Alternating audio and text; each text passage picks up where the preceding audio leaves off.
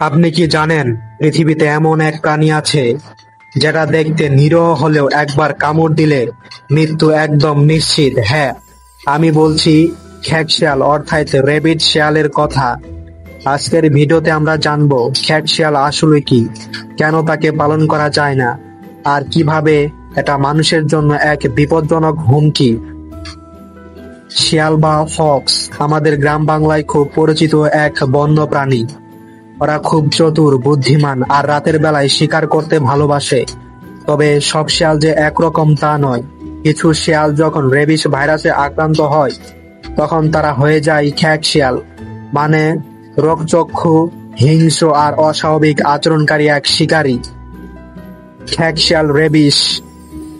খ্যাঁক শিয়াল আসলে জন্মগতভাবে খ্যাঁক হয় না, ওরা রেবিস ভাইরাসে আক্রান্ত হয়ে এমন হয়ে পড়ে।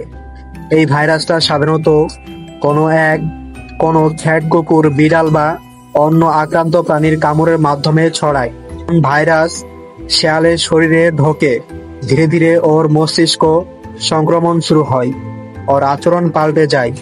শান্ত শিয়াল হঠাৎ হিংস্র হয়ে ওঠে, জল দেখলে চিৎকার করে, মুখে ফেনা ওঠে আর একদম অস্বাভাবিকভাবে কামড়াতে থাকে।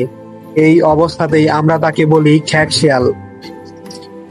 এখন প্রশ্ন আসতেই পারে, যদি সাধারণত শেয়াল এত বুদ্ধিমান প্রাণী, তাহলে কি তাকে পোষা যায়? উত্তর, না, একেবারেই না। চলো দেখি কেন। রেবিস ভাইরাসের ঝুঁকি। খ্যাঁক শিয়াল মুখের লালার মাধ্যমে ভাইরাস ছড়ায়। তুমি যদি তাকে ধরো, খাওয়াও বা আদর করো, ভাইরাস তোমার শরীরে ঢুকে যেতে পারে। এমনকি ত্বকে ছোট আঁচড় থাকলেও। মানুষের জন্য প্রাণঘাতী। রেবিস একবার শরীরে ঢুকলে 100% মৃত্যু হয় যদি চিকিৎসা না নেওয়া হয়। মানুষ প্রথমে জ্বর, মাথা ব্যথা, পরে পানি দেখলে আতঙ্কে কাঁপে, গলা শক্ত হয়ে যায়, শেষে মৃত্যু। শিয়াল প্রকৃতিগতভাবে হিংস্র। ছোট থেকে বড় করলেও শিয়াল পুরোপুরি পোষ মানে না। ওরা স্বভাবগতভাবেই স্বাধীন, একদিন না একদিন কামড় দিয়ে পালিয়ে যাবে। বাংলাদেশে বন্যপ্রাণী সংরক্ষণ আইন 2012 অনুযায়ী শিয়াল সহ যে কোনো বন্যপ্রাণীকে ঘরে রাখা অবৈধ। ধরা পড়লে জরিমানা ও জেল দুটোই হতে পারে। রোগ ছড়ানোর আশঙ্কা। খ্যাঁক শিয়াল একবার কোনো গ্রামে ঢুকলে আশেপাশে কুকুর, বিড়াল, এমনকি গরু ছাগলও রেবিস ছড়াতে পারে। ফলে পুরো এলাকা বিপদে পড়ে যায়। একটা খ্যাঁক শিয়ালকে সাধারণত শিয়ালের থেকে আলাদা করা যায় কয়েকটি লক্ষণ দেখে। মুখে ফেনা ওঠে, জলের প্রতি ভয়, হঠাৎ করে চিৎকার বা গর্জন, অস্থিরতাভাবে এদিক ওদিক দৌড়াদৌড়ি, চোখ লালচে ও রাগী ভাব।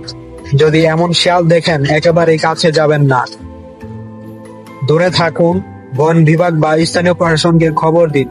পোষা কুকুর, বিড়ালকে সঙ্গে সঙ্গে রেবিস টিকা দিন। কেউ কামড় খেলে অবিলম্বে হাসপাতালে যান এবং রেবিস ভ্যাকসিন দিন। রেবিস প্রতিরোধে একটাই উপায়, টিকা নেওয়া। পোষা প্রাণীদের প্রতি বছর ভ্যাকসিন। প্রাণীর কামড়, আঁচড় বা চাটার পর অবহেলা করবেন না। রেবিস একবার শুরু হলে বাঁচার উপায় নেই, তাই আগে থেকে সতর্ক থাকার বুদ্ধিমানের কাজ। তাই বন্ধুরা, মনে রেখো, খ্যাঁক শিয়াল কোনো খেলার জিনিস নয়। ওরা প্রকৃতির বন্য প্রাণী, ওদের নিজের জায়গায় থাকতে দাও। পোষার চেষ্টা করলে সেটা বিপদের কারণ হয়ে দাঁড়াবে। যদি ভিডিওটা ভালো লাগে থাকে, লাইক দিও, শেয়ার করো আর চ্যানেলটা সাবস্ক্রাইব করো নতুন ভিডিওর জন্য। ধন্যবাদ। নিরাপদ থাকো, দূরে থেকো খ্যাঁক শিয়াল থেকে।